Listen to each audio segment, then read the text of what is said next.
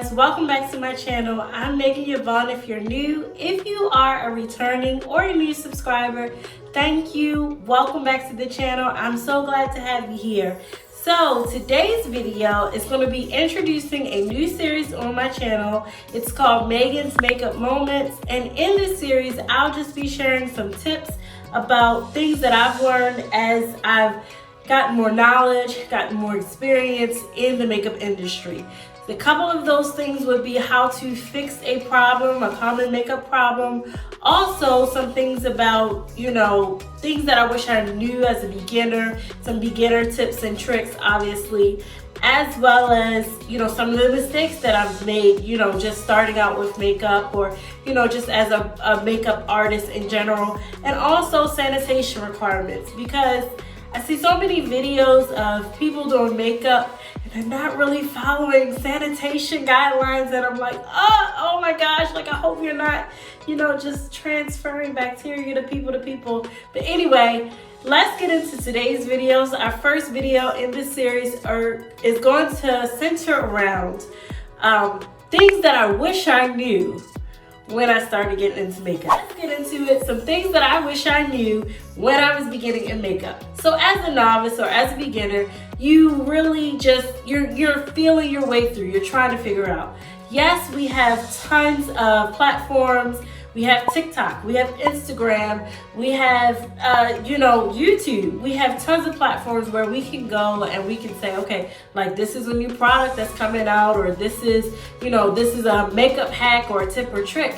But I really want to get into the mindset of like things that, you might not think of. So one thing I wish I knew when I first got into makeup was to invest in a good foundation. So when I say good foundation, good is relative, right? I don't mean good in the sense that it has to be super pricey.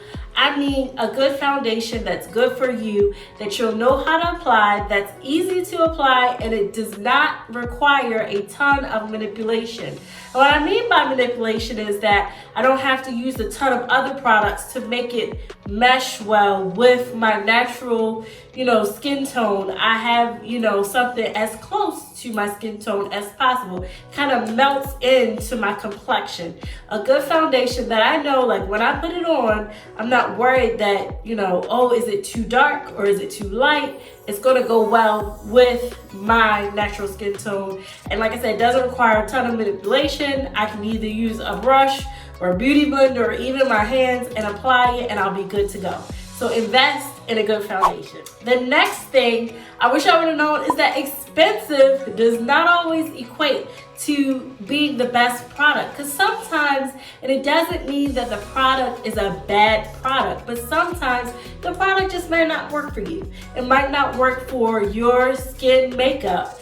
And what I mean by that is it might be, let's say it's a primer, and it's marketed or targeted for a person with oily skin.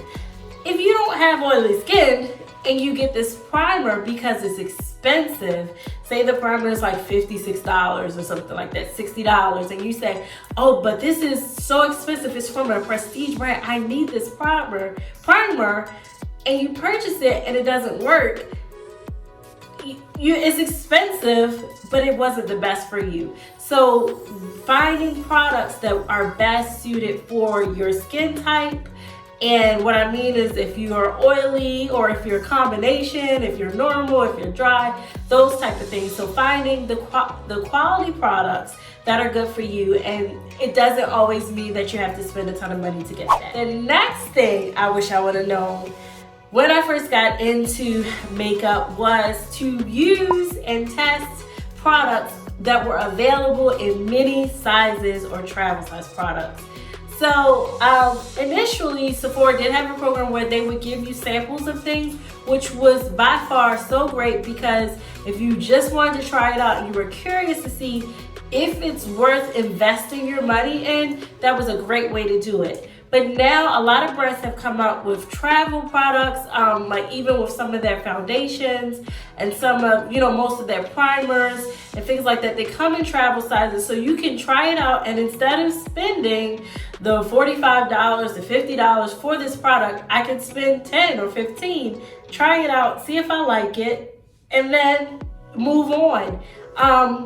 Also, it makes it so much easier when traveling. I think the worst thing that can happen, well, not the worst thing that can happen, but every person that's into makeup, one of your worst fears when it comes to traveling with your makeup is it not meeting the requirements and then it being thrown away, or, you know, it getting lost in your luggage.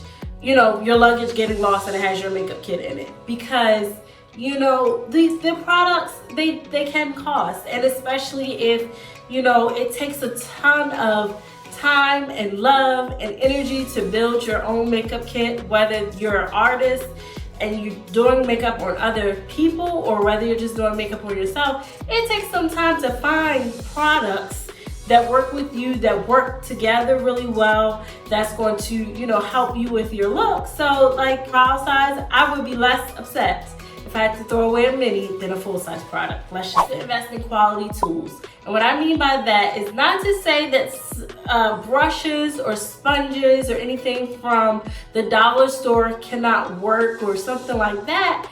I'm just saying quality tools, meaning that I know how to use them and they're gonna hold up and they're gonna work for me. I don't have to worry about when I'm using my brush, the hair is falling out and it ruining my makeup. So investing in quality tools. I am going to do a video, the makeup brush set versus buying your makeup brushes individually. If you are a beginner, which one would be best for you? So stay tuned for that. I do have that video planned. But yes, investing in quality tools. The next thing that I wish I would have known getting into makeup would be eyeshadow palettes, okay? I was the palette queen. Do you understand me? I was always like, oh, it's a new palette coming out, I have to buy it.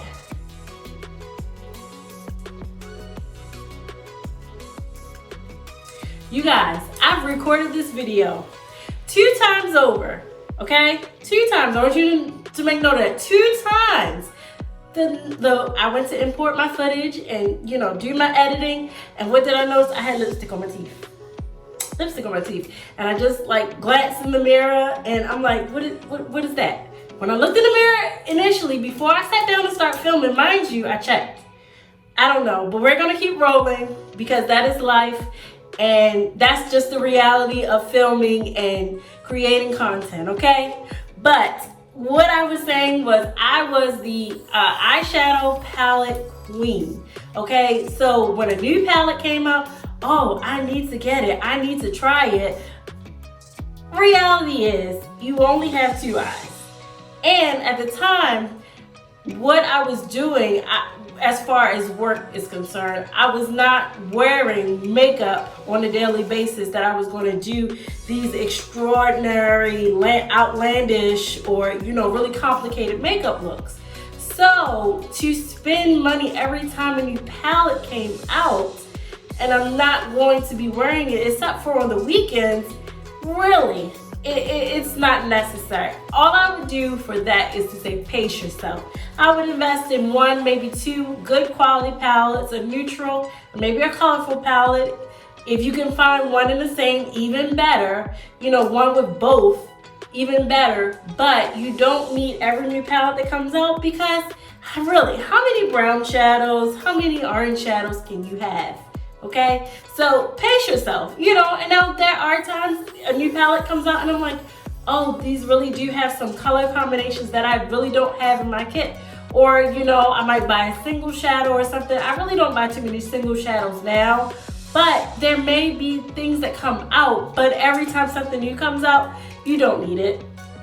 You don't need it, trust me, you don't need it. It's a want, it's not a need. The next thing and the last thing that I have for today's video would be that I wish I would have known when I was first getting into makeup would be to create and perfect your signature look.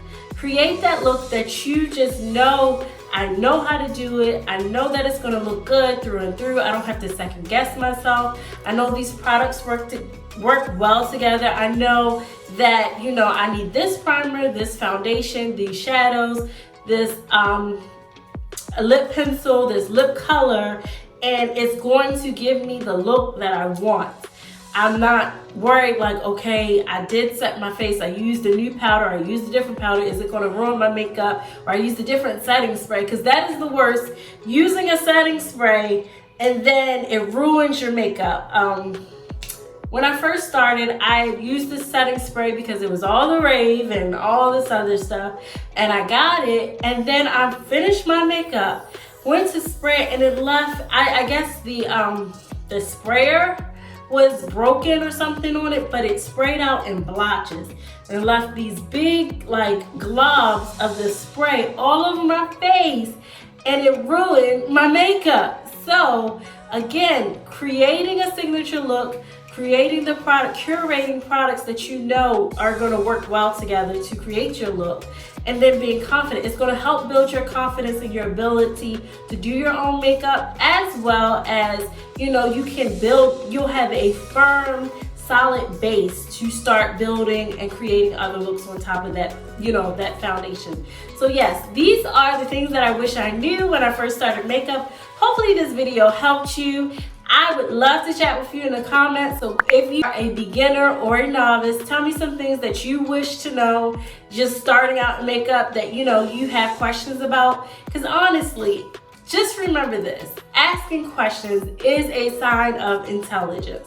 So don't ever feel bad. I know sometimes going into the makeup stores and the makeup counters can be a little bit intimidating, but don't ever feel bad for asking questions. It's a sign of intelligence. If you are more on the intermediate side, or you consider yourself a pro, whatever the case may be, I want to know what are some things that you wish you would have learned earlier on when you started your journey in makeup, or even some of the things that you're like, that would have just saved me so much time. Because we're all about being efficient while still looking cute, you know, being efficient with our time and still looking good doing it. So yeah, my new videos are live on Tuesdays and Fridays at 12 p.m. Eastern time. So go ahead and give this video a thumbs up. Don't forget to subscribe to the channel. That would really mean the world to me. Hit that notification bell so you can be notified each and every time I upload a video. Again, Tuesdays and Fridays at 12 p.m. Eastern time. I would so appreciate it. If you subscribe, I would love to have you be a part of the family. We're having fun over here and we're learning, and like I said, this is the first video in my new series, Megan's Makeup Moments. So I would love to just chat with you and have some more conversation, continue the conversation about, you know, just things that we're learning, and, you know, things or issues that arise as, you know, just doing makeup. And yeah, I'm having a ton of fun. I do appreciate you guys for just clicking on the video and tuning in. I know there are thousands, if not millions of other channels that you could click in on, and you clicked on mine, so that doesn't go unnoticed. It really is appreciated, and I can't wait to talk to you guys in my next video. I'll see you soon. Bye. Mwah.